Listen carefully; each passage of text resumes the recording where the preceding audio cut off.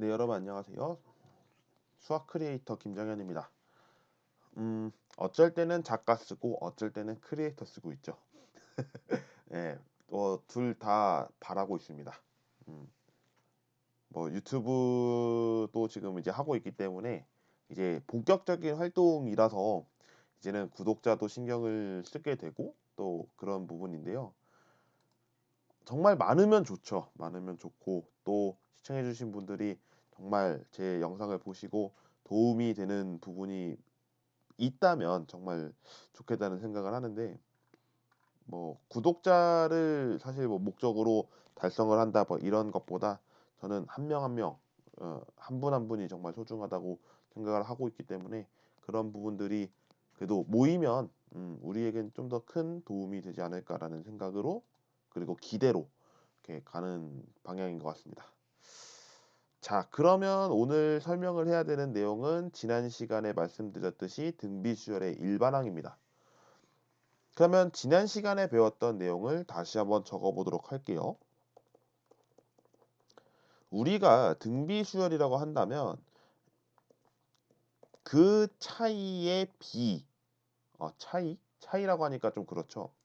이웃하는 두 항의 비를 했더니 R이라고 하는 공비가 일정하게 나온다라고 했고 n은 1보다 크거나 같은 자연수 R은 공비다 라고 했던 거 기억하고 계실 거라 생각합니다.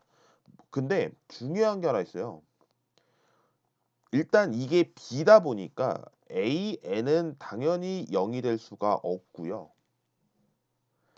R도 0이 될 수가 없습니다.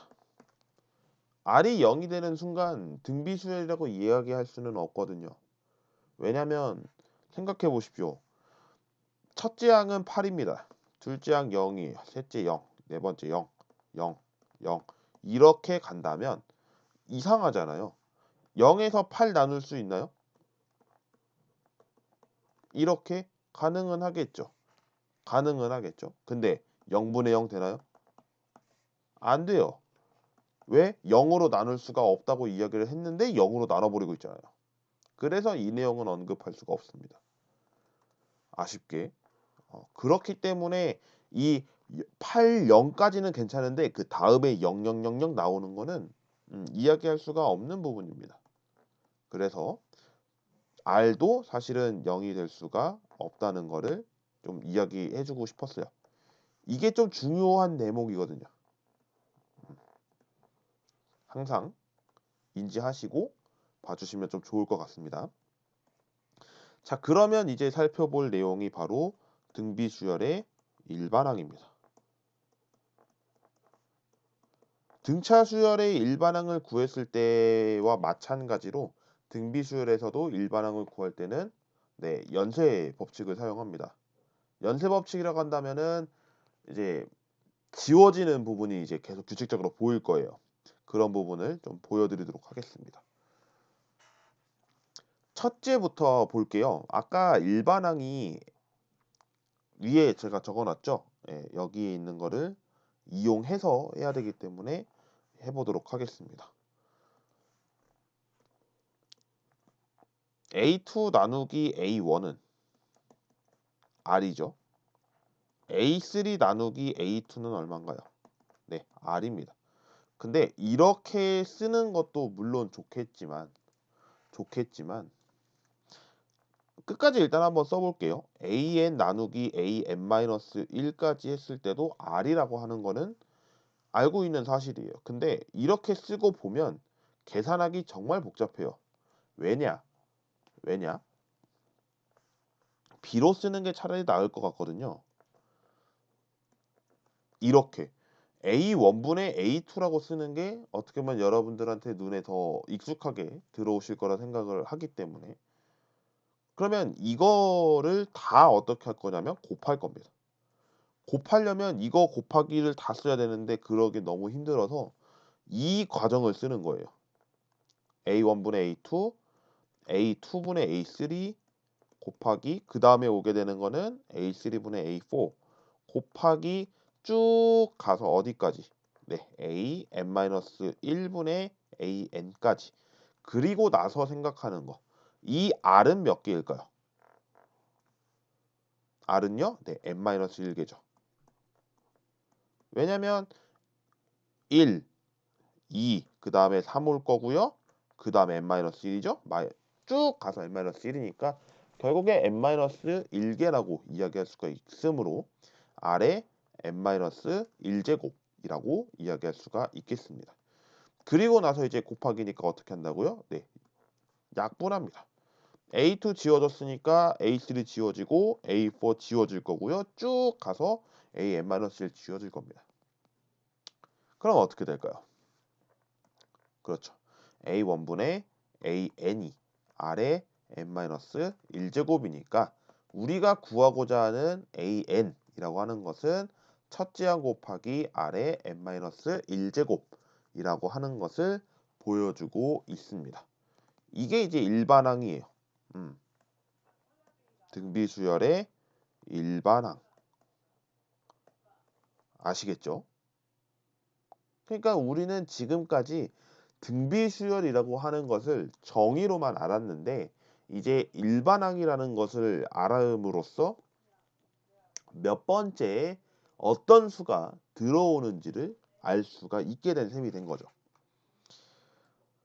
자, 예를 들어 보겠습니다. 우리는 항상 정의랑 이런 거 알면 예를 좀 드는 게 좋아하니까 그 부분을 좀 설명드려 볼게요.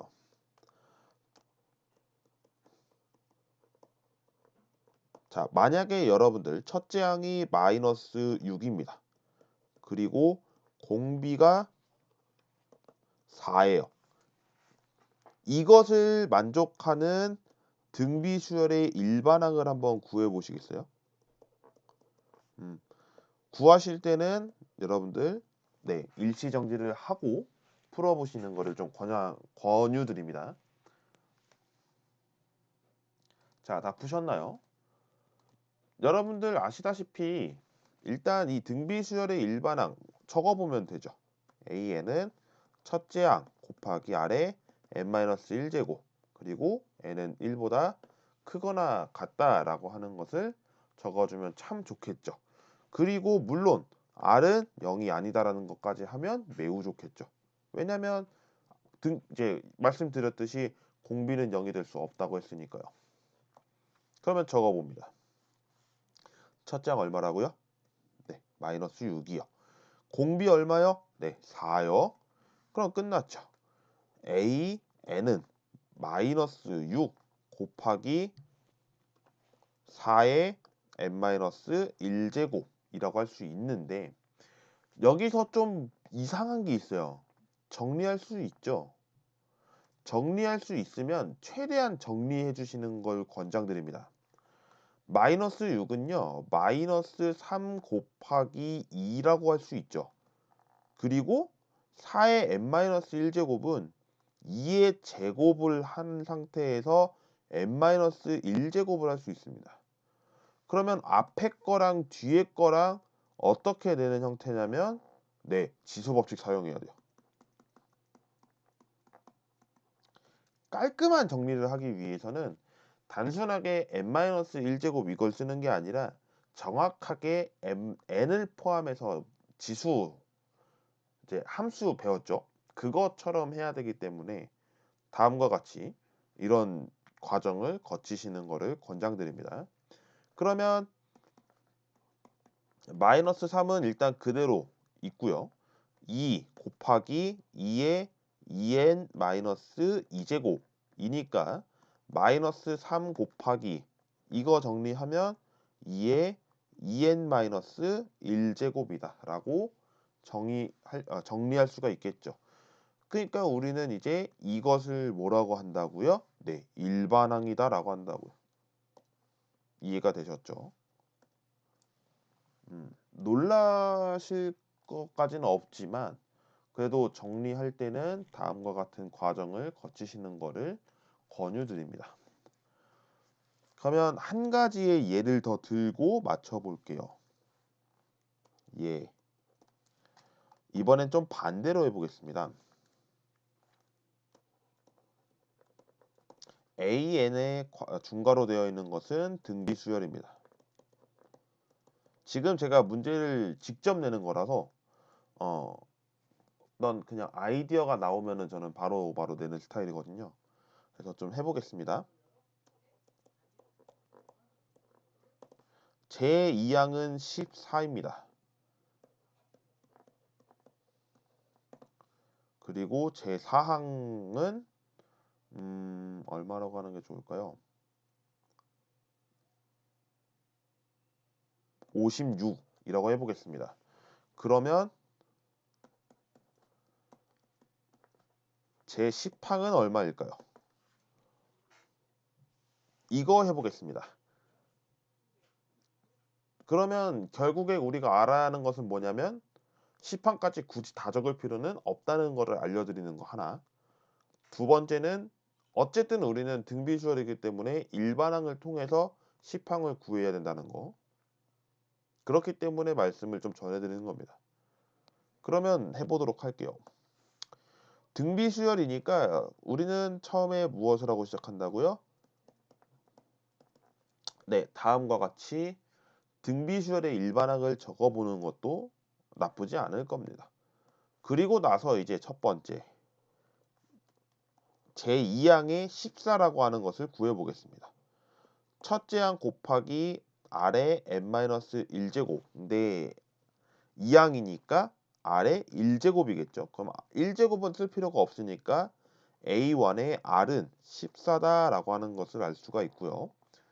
제4항 네 번째 항인 경우에는 A1 곱하기 아래 4-1제곱이니까 세제곱이 되겠죠. 이게 56입니다.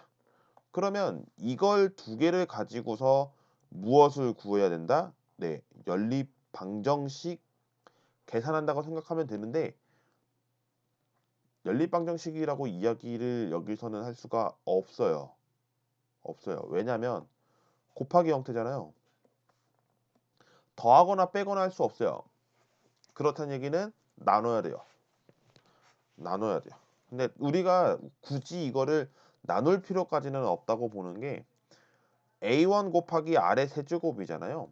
그러면 A1 곱하기 R 곱하기 R의 제곱이라고 나눌 수가 있으니까 앞에 부분을 우리는 뭐라고 할 수 있냐면 14였고 이 값은 56이었으니까 R의 제곱은 14분의 56 한 값이 되겠죠.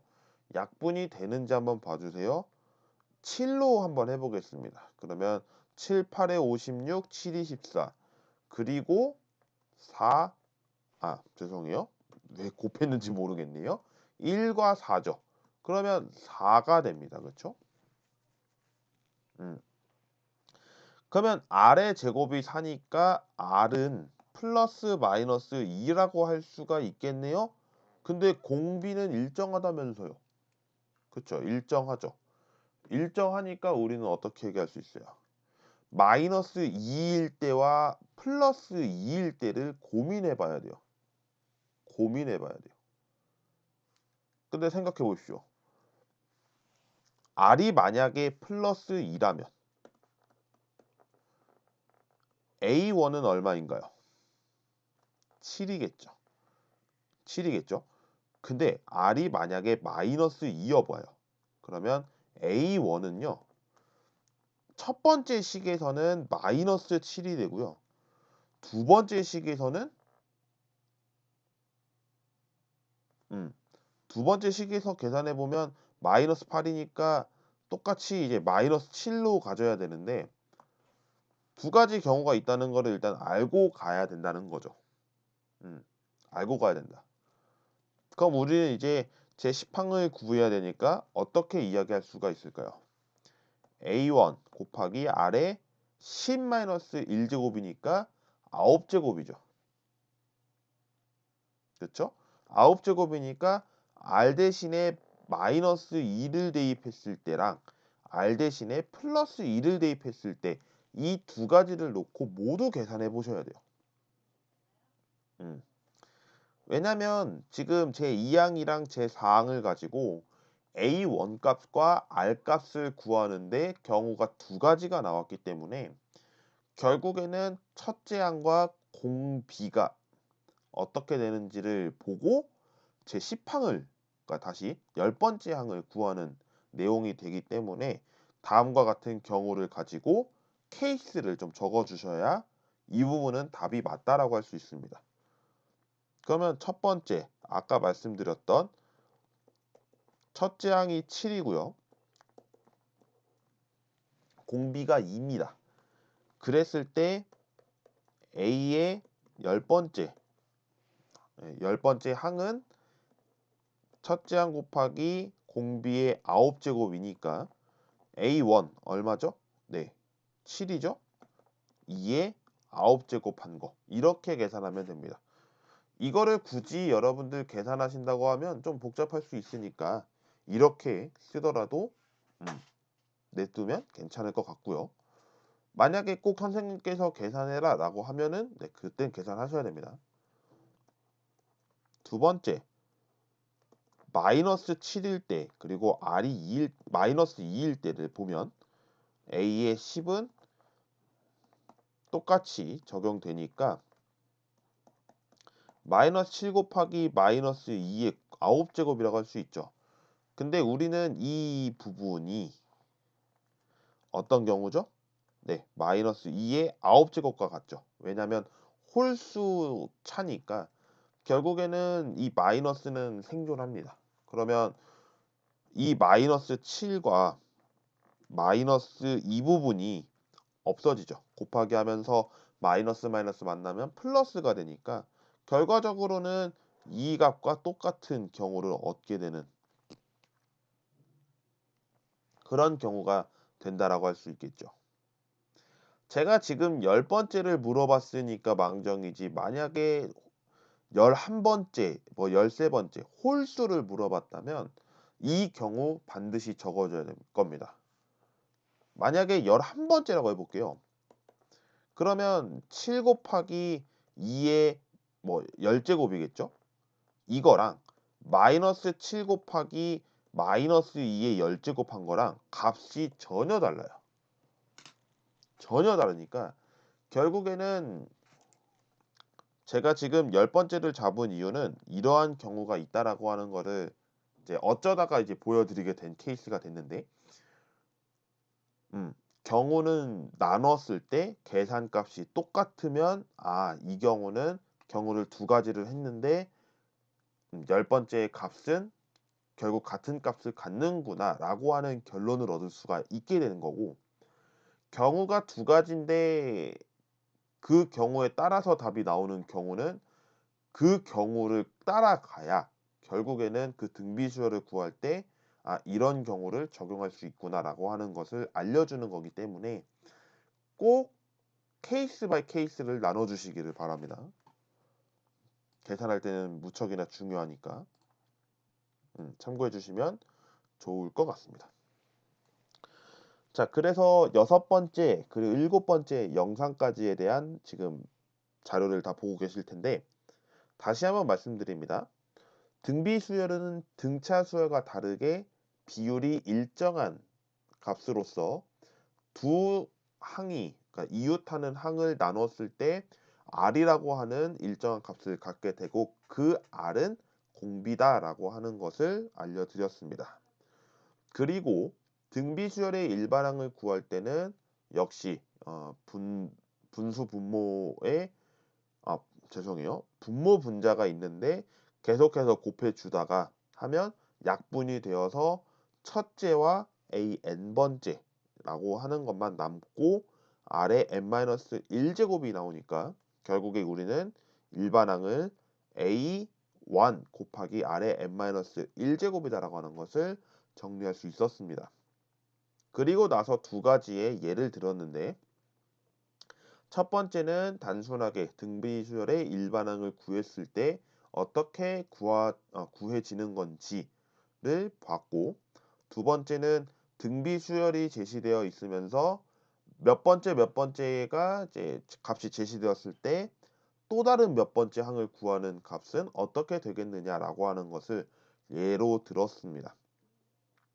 근데 제가 어쩌다 보니까 답이 이렇게 된 케이스가 됐지, 이게 정말로 아까 말씀드렸듯이 11번째를 물어봤다면 답이 달라지는 경우가 있으므로 이 경우는 경우에 따라서 여러분들이 접근해 주셔야 된다는 것까지 말씀드렸습니다.